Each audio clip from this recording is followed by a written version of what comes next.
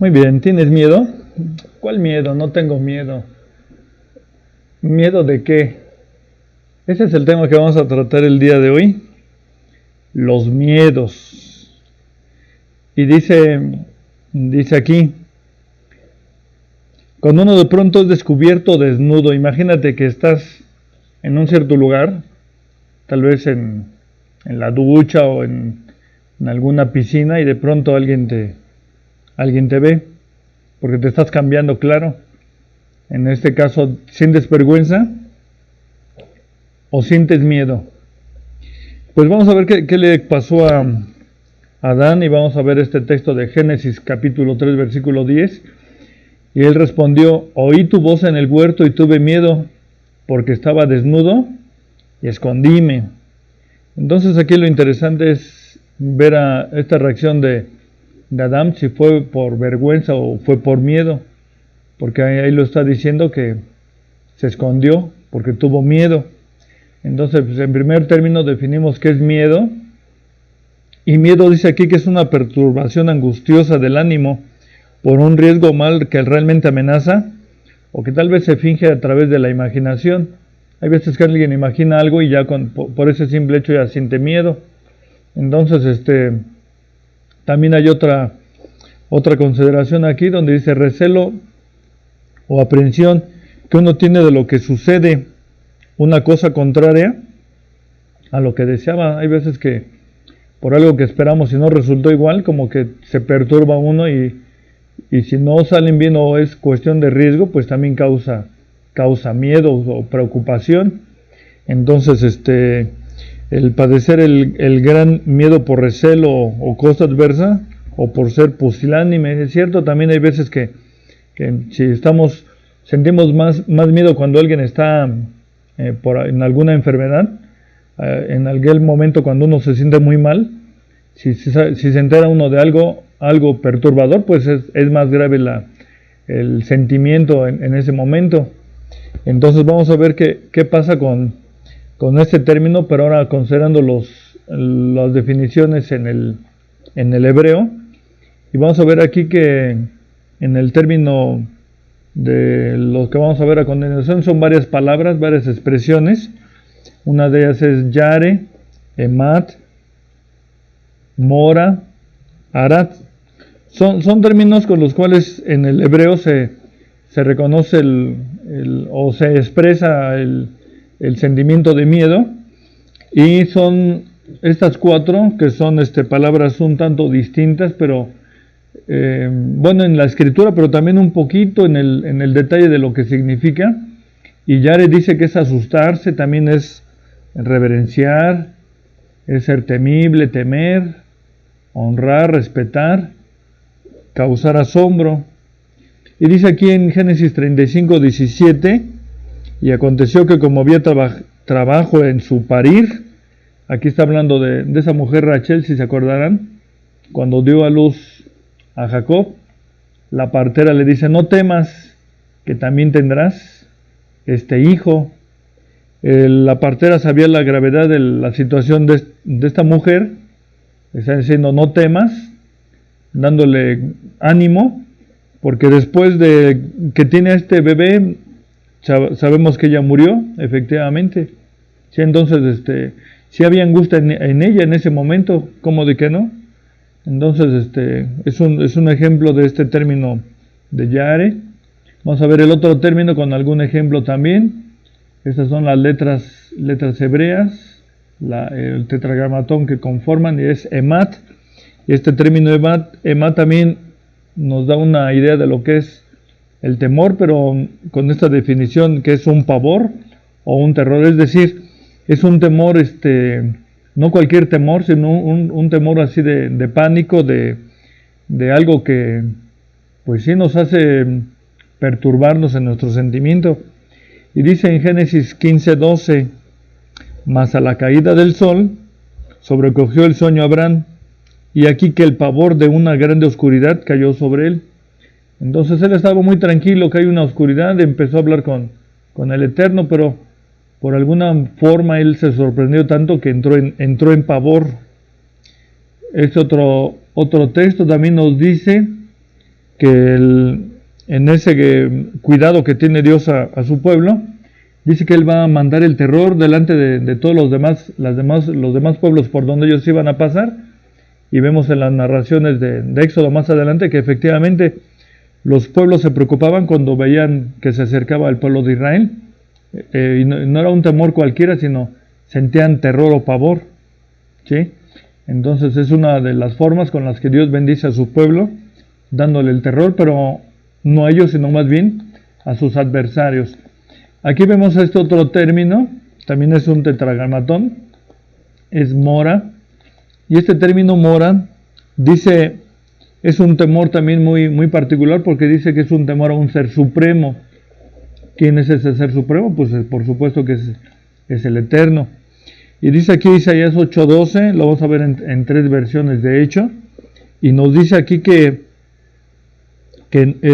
dice que van a escuchar pues conjuración o murmuración en el entorno que ellos vivan, dice, pero ustedes no tengan miedo, no se asusten, porque todo es algo que Dios está propiciando. Entonces dice, los demás van a tener temor, pero ustedes, con el respeto que le tienen al Eterno, pues seguramente estarán confiados. Y en esta otra expresión que vamos a ver aquí, nos está haciendo mención el texto de este otro, que es un trigramatón, donde estamos con las letras hebreas, Ajin, Rei, Sadi final, y nos dice que es Arad, y significa temer, temblar, ser terrible y estar aterrorizado. Y este ejemplo lo vemos reflejado en el Salmo 89:7, donde dice: Dios terrible en la grande congregación de los santos y formidable sobre todos cuantos alrededor de él están. Entonces ya hablamos la otra vez que el término terror para algunos lo traducen como formidable, no como terror. Bien, que para efectos de esto, pues para nosotros Dios es formidable más que sentir terror de Él, ¿no? Pero bueno, vamos a asociar algunos textos en referencia a esto. Y dice Génesis 2:25, en aquel momento de Adán, estaban desnudos y no se avergonzaban en un primer momento. Y dice aquí, por consiguiente, en Génesis 3:7, comparando el texto 2:25 ahora con 3:7, y fueron abiertos los ojos de entrambos y conocieron que estaban desnudos. Ahora la pregunta es, ¿debido a qué sintieron vergüenza? O más bien dicho, ¿vergüenza de qué? ¿O vergüenza de quién? Bien, para esto vamos a tomar estas expresiones y vemos a un muchacho huyendo, pero es como de pánico, ¿no? Más o menos. Pero vamos a ver refiriéndonos a lo que es yare. Dice aquí que cuando se usa con relación a una persona de alto rango, yare connota un temor reverente. Es decir, no es como ese amigo que está corriendo, huyendo de terror. Yare es un temor de respeto. Por eso nos dice aquí que es más simple, no es un temor cualquiera, sino es un respeto a alguien que se le rinde un reconocimiento. Entonces, no es tampoco esta imagen el sentir pánico de algo, porque también, por ejemplo, cuando todas las veces que vemos en el texto bíblico que dicen que había un hombre que era temeroso de Dios, esas partes se confunden y en otras versiones prefieren usar que ese hombre era respetuoso de Dios. Por eso dice aquí, con este significado, la palabra puede implicar sumisión en una debida relación ética con Dios, que eso es lo que a final de cuentas se busca. Entonces dice, el ángel del Señor dijo a Abraham: ya conozco que temes a Dios, pues que no me rehusaste a tu hijo, tu único. Entonces cuando dice ya conozco que temes, aquí han optado otras versiones por decir ya sé que respetas, y es que en realidad ese respeto que se le muestra a Dios o a los padres o a gente de reconocida personalidad, pues no es porque no se les obedece por miedo, sino por un reconocimiento a esa persona. Entonces vamos a ver qué dice aquí Levítico 25:18.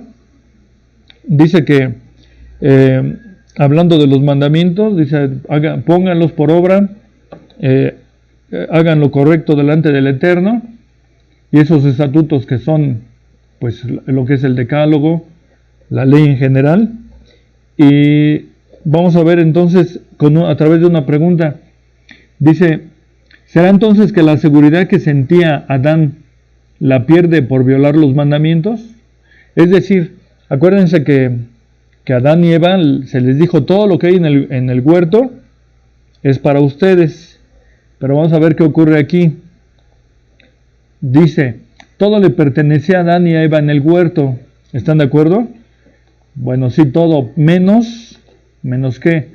Menos el árbol de la ciencia del bien y del mal. Todo era de ellos, menos ese árbol que estaba ahí. Algunos dicen que ¿por qué Dios lo dejó ahí? ¿Fue intencional? ¿Se lo olvidó? No, se ve que era intencional. Entonces, ¿por qué? Porque estaba midiendo Dios quizás la lealtad de Adán y Eva. Pero dice aquí, ¿cómo se le llama al que toma lo que no es suyo? Y vamos a ver 5 opciones, a ver por cuál se inclinan más ustedes. Y dice la opción A, ¿cómo se le llama a aquel que toma lo que no es suyo? Le dijeron, todo es tuyo, menos este árbol. ¿Es desobediente? ¿Es abusivo? ¿Es traidor? ¿Ladrón? ¿O todos los anteriores? Algunos sugirieron que eran todos los anteriores. Pero vamos a ver aquí entonces, cuando faltan a ese respeto a Dios porque tomaron lo que no era suyo, en ellos viene a existir lo que llamamos phobos. Phobos, que en griego, ahí están todas las letras hebreas, la phi, la omicron, la beta, la sigma. Phobos significa miedo, terror, porque en un momento determinado Adán y Eva, cuando estaban en ese huerto, sentían toda la confianza, tan es así que aunque andaban desnudos no sentían pena, pero en cuanto comieron de ese árbol, les vino ese pánico. ¿Por qué? Porque ya habían caído en una desobediencia, y esa desobediencia es la que hace que ellos pierdan o se den cuenta que delante de Dios ya no están en la misma calidad.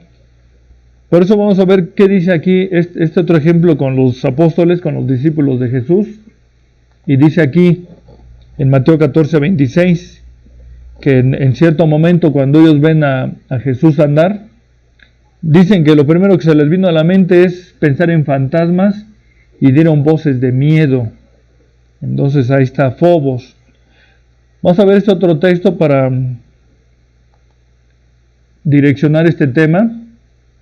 Y vamos a ver en 1 de Juan 14:18, desglosamos este versículo, y dice, en amor no hay temor, mas el perfecto amor echa fuera el temor, porque el temor tiene pena, de donde el que teme no está perfecto en el amor. Entonces es muy interesante esto, porque el título le estamos poniendo a este tema, lo que son los miedos. Pero realmente con este texto nos estamos dando cuenta que los hijos de Dios, ¿cómo deben de andar? ¿Con temor? Pues según aquí dice que no. Deben de andar siempre confiados, porque el que no anda en el amor no es perfecto. Pero el que tiene temor tiene pena. Entonces es interesante que veamos si efectivamente andamos confiados delante de Dios o andamos con miedos. Entonces, de acuerdo con esto, vamos a desglosarlo esto en 4 láminas. La primera lámina, una de 4, dice aquí, en amor no hay temor. Y es que nos está diciendo, cuando nos menciona que hay un amor, pues tú lo estás haciendo bien, con dedicación, entonces no hay por qué preocuparte, no pasa nada. Entonces será importante, dice aquí, el temor como tomarlo como un respeto, no como miedo, y el temor como como miedo, pues viene a ser una inseguridad. Por eso dice, en amor no hay temor. ¿Sí? Indudablemente que no hay temor. ¿Por qué? Porque todo está marchando bien. Entonces, dice aquí Romanos 13:10, en esta versión, el amor no perjudica al prójimo, así que el amor es el cumplimiento de la ley. Y en esta otra versión dice, el amor no causa daño a nadie. Cuando amamos a los demás, estamos cumpliendo toda la ley. Y reforzando esto en Santiago 2:12, dice, así hablad y así obrad, como los que habéis de ser juzgados por la ley de la libertad. Entonces, cuando estamos muy confiados de que sí efectivamente estamos haciendo bien las cosas de Dios, pues andamos sin problema, sin preocupaciones que nos provoquen caer en errores o cometer ciertas faltas. Entonces dice aquí, significa que cumplir con la ley, que es el amor, se debe hacer sin miedo, sin prejuicios, seguros de que es la voluntad de Dios. Entonces, vamos a apoyar esta idea con la primera de Corintios 13:4. Dice, tener amor es saber soportar, es ser bondadoso, es no tener envidia, ni ser presumidos, ni orgullosos. Entonces aquí es interesante, tocamos esta versión porque en la otra versión dice caridad, pero los textos originales mencionan más que caridad, es amor. Y en ese amor dice, nos gustó esta versión en esta porción porque dice además, dice que el que anda en amor no es grosero ni egoísta, no se enoja ni guarda rencor, no se alegra de la injusticia, sino de lo que es verdad. Y dice, tener amor es sufrirlo todo, creerlo todo, esperarlo todo, soportarlo todo, porque por amor se puede soportar todo cuantas cosas vengan. Por ejemplo, en un matrimonio llegan vicisitudes, dificultades, porque no todo es bonito, pero si hay amor, todo no es más, no se le puede dar un sobrevalor como para romper esa buena relación. Y dice aquí en la lámina 2:4, mas el perfecto amor echa fuera el temor o el miedo. Significa que en el perfecto amor no hay miedo, por lo tanto no debe de haber murmuración, no hay chismes, no hay envidias, no hay detracciones o ofensas, vamos a mencionarlo. Es lo que nos está diciendo este contenido de este amor. En esta, la de 3:4, porque el temor tiene pena. Entonces, en otras palabras, el miedo va de la mano con la vergüenza. Eso es cierto. Y es lo que sentimos que pasó con Adán y Eva. Se dan cuenta que se han desobedecido y esa vergüenza está asociada con un miedo. Entonces, hay muchas veces que la gente se preocupa de más y luego dicen o expresan cosas semejantes a estas. Dice aquí, de donde el que teme no está perfecto en el amor.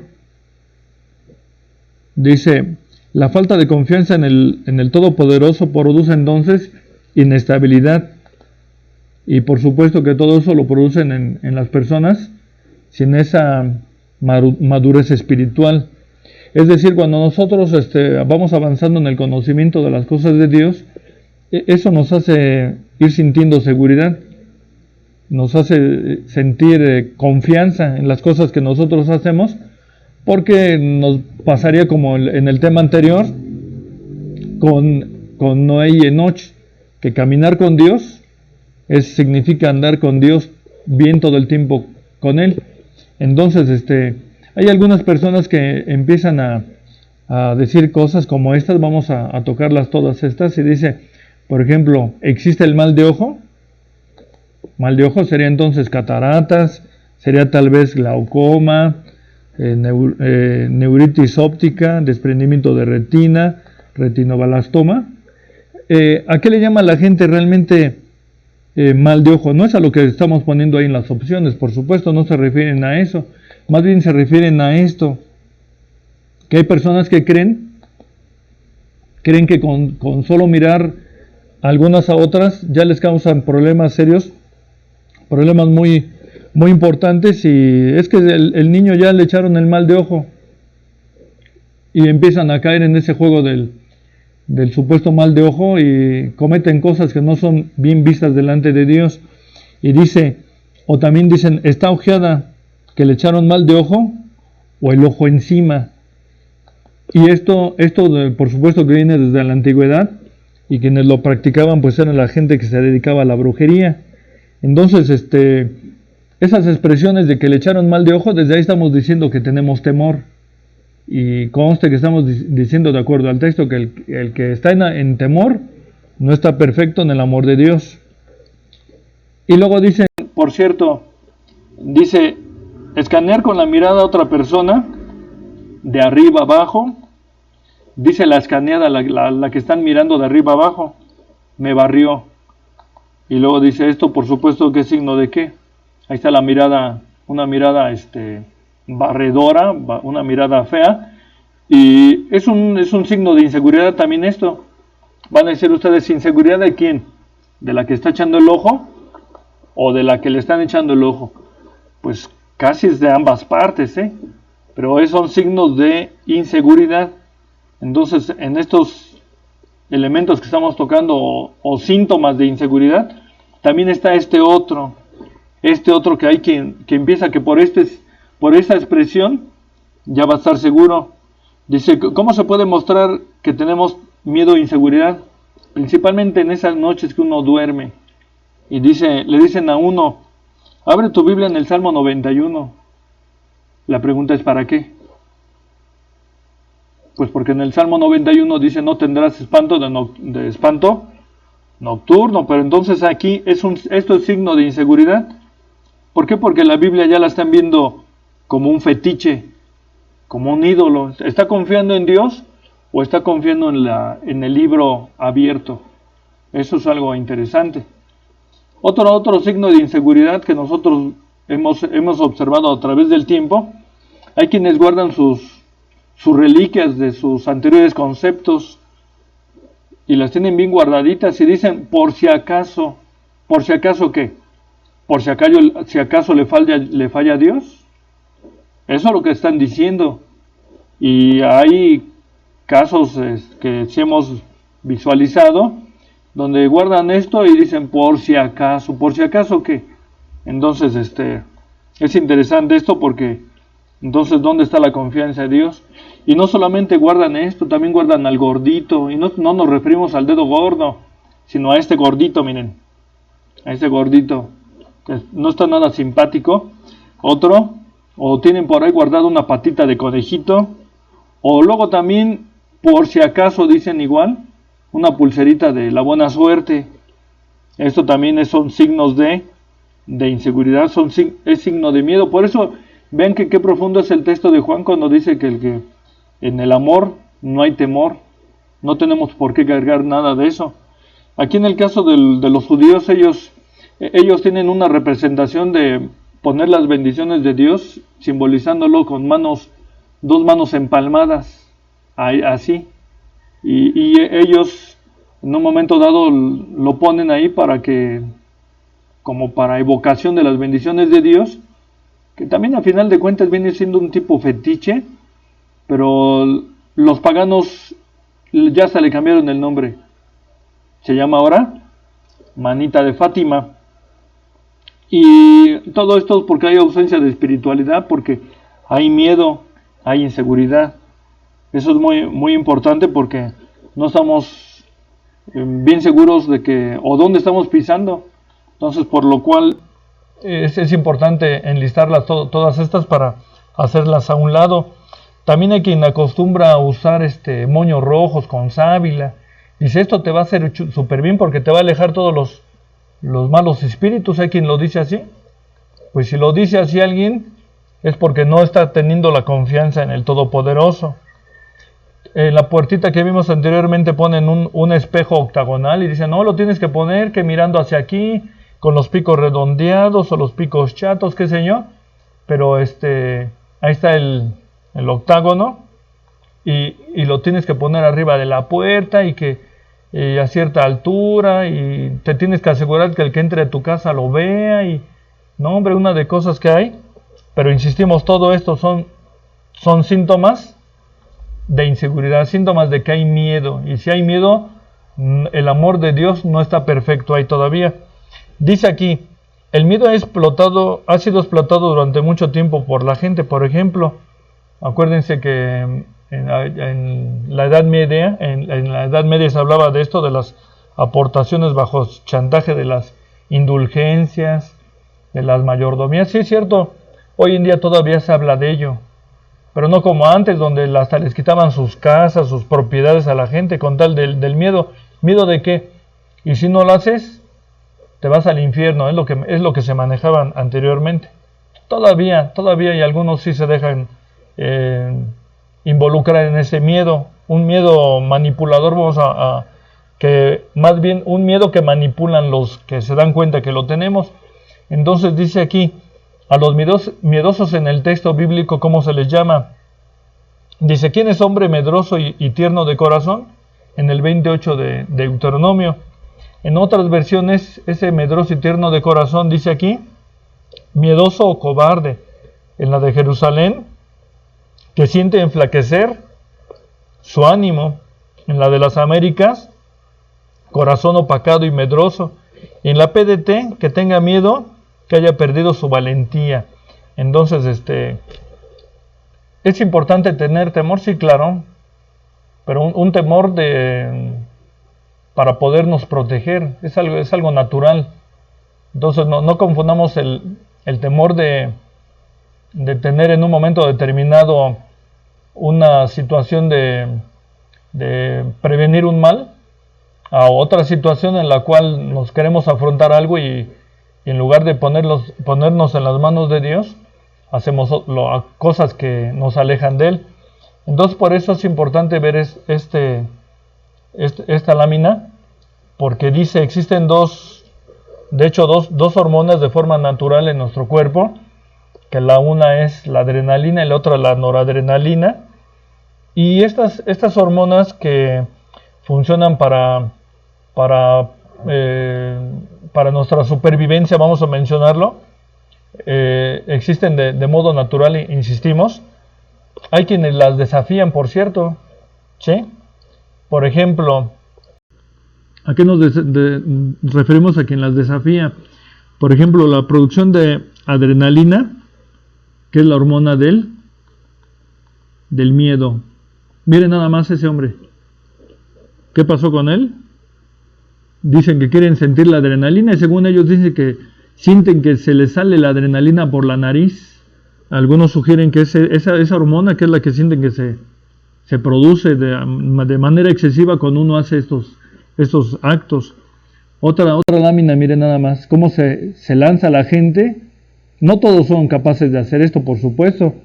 Ellos dicen que experimentan un desarrollo de adrenalina, pero también tiene sus riesgos, porque según la medicina dice que cuando uno abusa de esto, desata otras enfermedades como la diabetes. Bien, entonces también la otra hormona que es contraria a la adrenalina, la noradrenalina, hay otra gente que sí la explota bien, la hormona del coraje. Por ejemplo, los socorristas afrontan cuestiones difíciles para atender a la gente y ahí participa la noradrenalina, la del coraje. Entonces, hay dos situaciones entonces que debemos considerar en este tema. Una es el tener miedo y otra es el sentirse valiente. Valiente, de acuerdo con esta lámina, dice que hay dos términos para expresar lo que es valiente, que es gibor o gibor y el otro amit. En este término de gibor o gibor es importante porque nos hace ver que en qué momento se usa para expresar de alguien o referirse de alguien que es valiente, que no tiene o que tiene ausencia de miedo, y eso lo contrario es valiente, es valeroso. En el primer libro de las Crónicas 7:2 vemos un texto refiriéndonos a alguien que es valiente o esforzado, y nos dice aquí, lo remarcamos, que hallaron hombres muy valerosos. Este otro texto de Jueces 11:1, hablando de este hombre Jefté, dice que por cierto era un hombre valiente, exactamente. Ser valiente pues es aquel que ya dominó su miedo y va adelante con esa noradrenalina, con esa hormona del coraje. Entonces, Amit también es otra expresión de que lo vimos, que se refiere a algo que se engrandece, algo que se ve enorme, y dice aquí que también tiene la expresión de lo que es poderoso o de lo que es fuerte. Vamos a verlo aquí expresado en este texto en el segundo libro de Samuel 15:12, y nos dice aquí que hubo una conjuración y esa vino a ser grande. En ese momento se presumía que iba a crecer mucho este hombre Absalón, y pues sí, siendo enemigo de su papá. Entonces aquí es importante que aquel que es valiente, valeroso, está dominando lo que es su miedo. No, a eso no nos referimos, a ese Popeye no, es simplemente una imaginación que por una verdura se haga fuerte. Entonces dice el Salmo 112, versículo 8. Yo les recomiendo que lean todo el Salmo 112, es un salmo pequeño. Hablando del hombre justo, dice: asentado está su corazón, no temerá hasta que vea en sus enemigos su deseo. Esto hablando del hombre justo, y dice no temerá. Entonces esos hombres justos, por cierto, tienen que luchar, porque dice aquí que desde los días de Juan el Bautista hasta ahora el reino de los cielos hace fuerza, y los valientes lo arrebatan, no los que tienen miedo, sino los que son valientes, exactamente. Entonces, para ir concluyendo, dice así, vamos a considerar este texto de Isaías 54:16 en esta otra versión PDT, y nos dice aquí que cuando uno anda bien delante de Dios, no tendrá temor de lo que fabrique nuestro enemigo. ¿Tienes tu enemigo? ¿Temes que fabrique en contra tuya? Pues no, realmente no. No, porque entonces no estaríamos confiando en Dios. Por lo cual, cuando dice aquí, al decir ningún arma incluye ojos barredores, chismes, detracciones, no vamos a temer a nada, no tenemos por qué temer a nada, no va a pasar nada. O sea, insisto, lean Salmo 112, y ahí nos dice todas las características del hombre justo, y por qué ese hombre justo no tiene temor. ¿Por qué? Porque anda bien delante del Eterno. Entonces, por lo tanto, sigue fiel adelante, el Eterno está contigo.